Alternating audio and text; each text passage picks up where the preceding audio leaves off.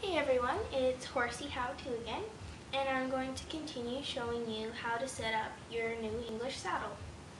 Okay, now if you have billet covers that are not yet onto your billets, I will show you how to place those onto your saddle. Okay, just move a little bit closer so that you can get a good visual. Now, take one billet cover, lift up the flap of your saddle.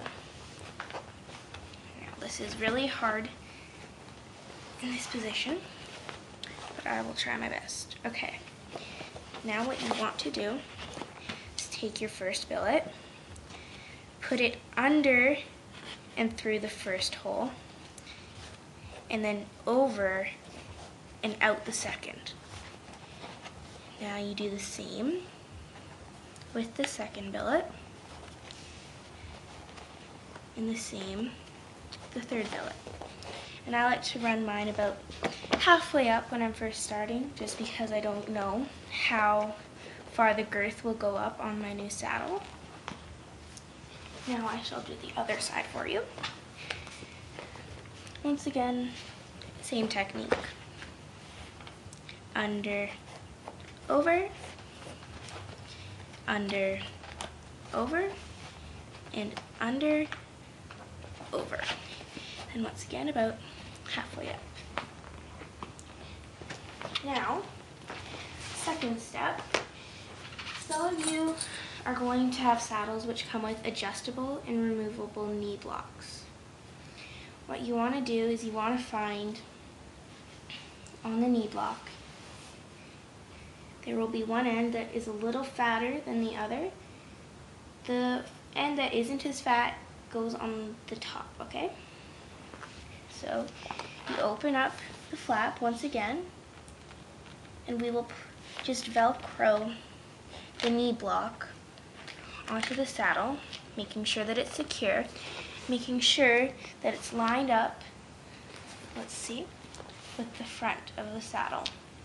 Okay, so the adjustable knee block is on, and if that position isn't comfortable for you, you may want to change it when you get in the saddle. Once again, we will find the end that is a little less fat and put it at the top. And Velcro it on well, because I have had these come off on me before.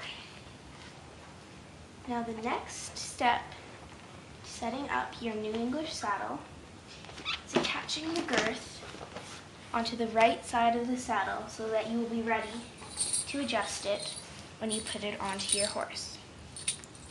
So I have a girth which has a D-ring in the center, has a leather end, and an elastic end.